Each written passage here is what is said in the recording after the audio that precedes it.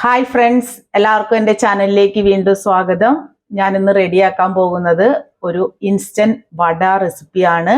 പോകാം നമുക്ക് വീഡിയോയിലേക്ക്. അപ്പോൾ നമുക്കിത് റെഡിയാക്കാനായിട്ട് ഞാനിവിടെ ഒരു ഗ്ലാസോളം റവ എടുത്തിട്ടുണ്ട്. ഇത് നമുക്കൊരു പാത്രത്തിലേക്ക് കൊടുക്കാം. ഞാൻ റവയിലേക്ക് നമുക്ക് അധികം പുളിപ്പില്ലാത്ത ഒരു 3 ടേബിൾ സ്പൂണോളം തൈര്, ഞാൻ കട്ട തൈര് ചേർത്ത് കൊടുക്കുന്നുണ്ട്. നമുക്കിത് നന്നായിട്ടൊന്ന് മിക്സ് ചെയ്തെടുക്കാം.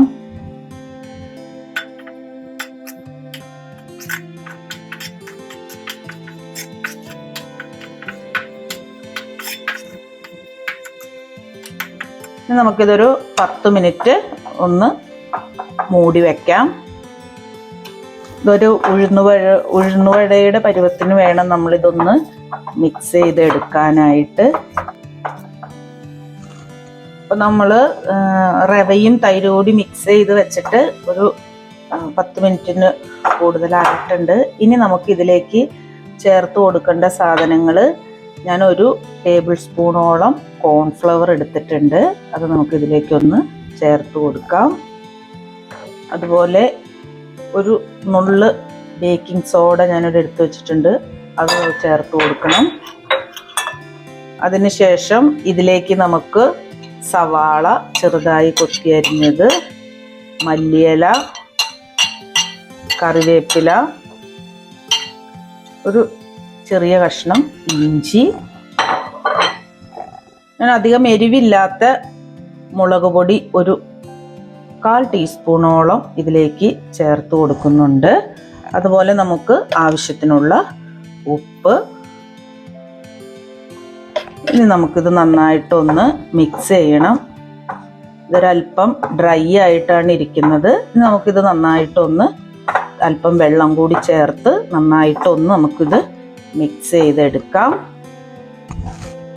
ഒത്തിരി വെള്ളം ചേർത്ത് കൊടുക്കരുത്, അല്പം വെള്ളം ചേർത്ത് കൊടുത്ത് നന്നായിട്ടൊന്ന് മിക്സാക്കി എടുക്കാം.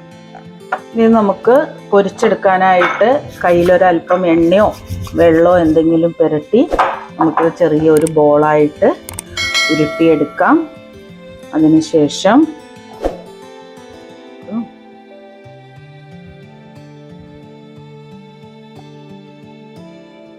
ചെറുതായിട്ട് നമുക്ക് എണ്ണയിലിട്ട് വറുത്ത് കോരിയെടുക്കാം.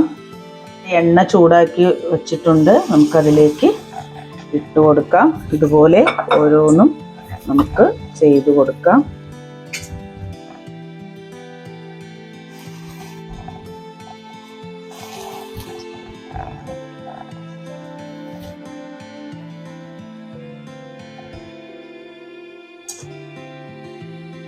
അപ്പോൾ നമ്മൾ ആദ്യം ഇട്ട വടയെല്ലാം റെഡി ആയിട്ടുണ്ട്. നമുക്കത് കോരി മാറ്റാം ഒരു പാത്രത്തിലേക്ക്.